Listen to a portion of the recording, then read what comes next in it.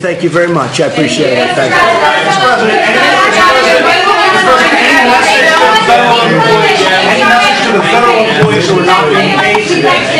you. The message is that I appreciate their service to the country. They are incredible people, the federal employees that we're talking about. But many of them agree with what I'm saying and what the people in this room who are experts are saying. They don't want to see people killed because we can't do a simple border structure. And I appreciate their incredible support. We have, yesterday, I was watching this morning and reading this morning that so many people are saying the president is doing what's right, and even though it's affecting us short-term, temporarily, as you know, a bill was just passed, which I will sign in Congress, making sure that everybody's going to be paid immediately upon when this is over. But I just really appreciate the fact that they have handled it so incredibly well. And many of them agree with what we're doing. We have no choice. Steve, go ahead. So, 24 hours ago, you were saying you were probably going to declare a national emergency. No, I said I could do it, but well, I'll tell you what. It's the easy way out. But Congress should do this. This is too simple. It's too basic. And Congress should do this.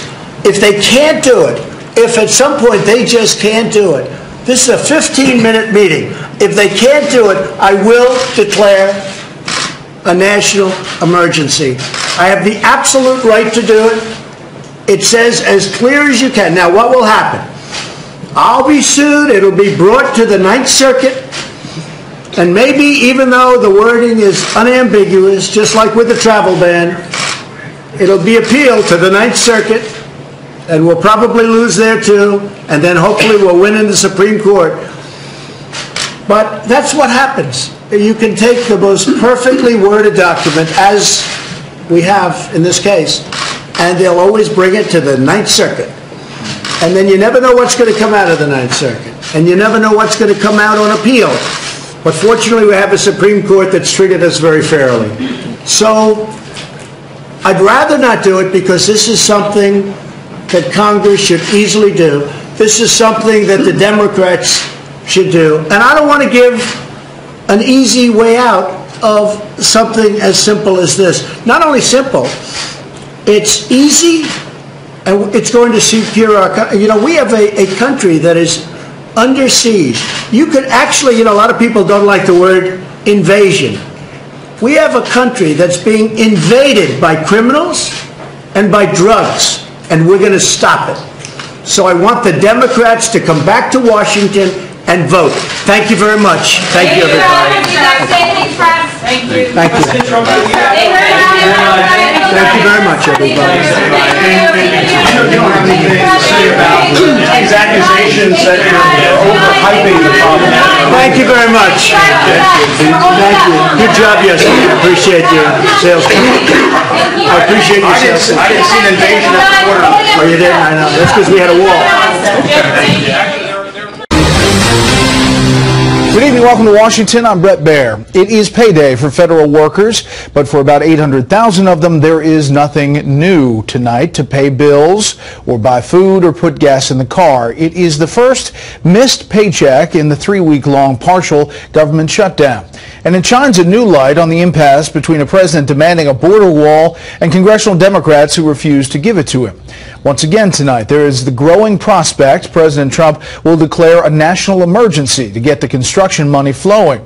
But he appeared to put the brakes on that this afternoon, at least for now. We have Fox team coverage. Mike Emanuel is on Capitol Hill, where Congress is gone and hundreds of thousands of people are demanding some kind of action. We start off, as we often do, on the North Lawn of the White House with Chief White House Correspondent John Roberts with the latest on this back and forth. Good evening, John. Brett, good evening to you. President Trump kept up the pressure on Democrats today, hosting a roundtable here at the White House on border security. The question is, which pressure is greater? The president's argument about having to preserve national security, or the pressure that's coming up, the mounting pressure from hundreds of thousands of federal workers who are working without pay? I'd rather not do it because this is something that Congress should easily do. At a roundtable on border security today, President Trump said again he is holding off on declaring a national emergency, that he'd rather work with Congress, though he won't wait forever. If at some point they just can't do it, this is a 15-minute meeting. If they can't do it, I will declare a national emergency. The president insists the Republican Party is united on his demands for border security, but some cracks appearing today on the issue of an emergency declaration. In an interview, Iowa Senator Chuck Grassley saying, "I don't think he should do that. I think it's a bad precedent, and it contravenes the power of the purse that comes from the elected representatives of the people." But Senator Lindsey Graham, who met with President Trump today, tweeted, "Mr. President, declare a national emergency now. Build a wall now." If he does declare a national emergency, President Trump will need cash already appropriated to build the wall. Among the funds he's eyeing, $14 billion in a 2018 emergency appropriation that included money for hurricane relief in Puerto Rico. Puerto Rico's Governor Ricardo Rossello reacting on Twitter today, "Mr. President, don't tear down U.S. citizens in order to build a wall. Help the USA rebuild." While President Trump insists he 100% has the authority to declare an emergency and build a border wall, he does expect a legal challenge. What will happen? I'll be sued. It'll be brought to the Ninth Circuit. With federal workers missing their first paychecks because of the partial shutdown today, President Trump took steps to mitigate the impact on federal workers, promising to sign legislation to guarantee back pay. Stop the shutdown when? Today! When? Today! But at least one group of federal employees isn't waiting.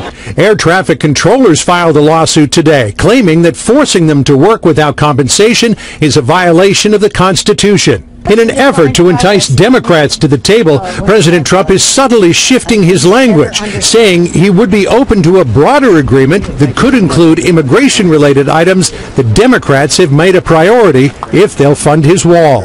If they came to me with a package beyond the barrier, and if it was something that we all agreed with, that the senators agreed with, that everybody liked, it's common sense. Most of this is common sense. I'm all for it.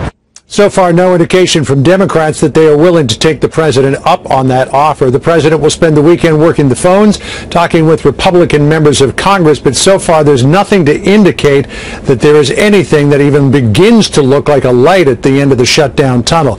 And the president will take a little bit of a detour on Monday. He's inviting the champion Clemson Tigers to the White House for a celebration before taking off for New Orleans. Brett?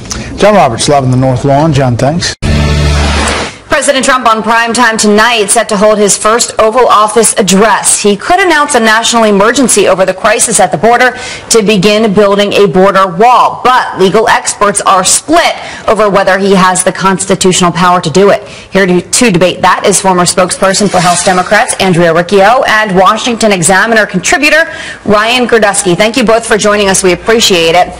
Before we get into this, let's just go ahead and take a look at this National Emergencies Act. And this states a president can declare that the country is in a state of national emergency at his discretion.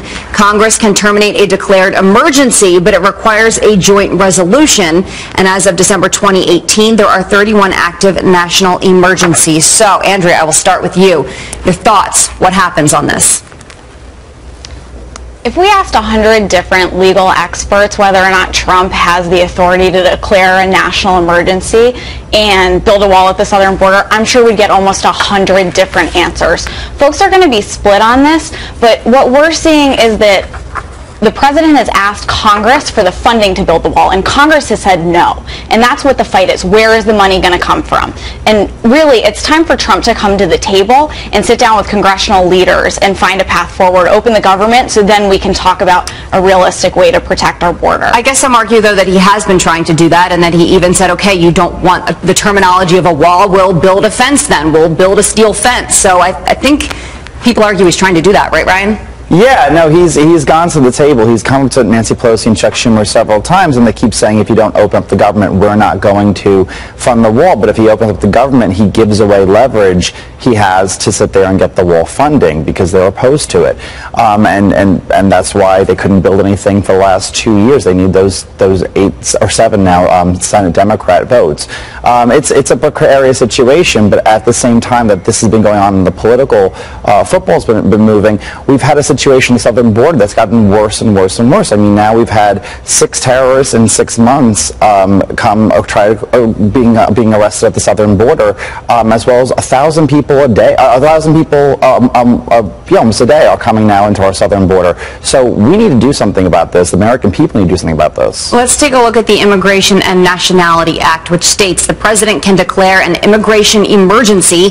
An immigration emergency fund has $20 million allocated annually. So, Ryan, I'll go back to you. Is this the best bet for him to do this? Yeah, I think so at this point. The National Emergencies Act, he'd also have the ability to ask the military to help construct the wall, and there's $100 billion, I believe, right now of unallocated funds for the border, and only costs $5.7 billion. Something's got to give. You know, our nation is demanding. That's why he is president today, because of our situation with immigration. He is president because he promised the wall. It's time for him to do whatever has to happen for him to start construction on it. Oh yeah, and Andrea, I mean, you can make the argument that the people voted him to be president of the United States, and one of the main things he ran on is building the wall.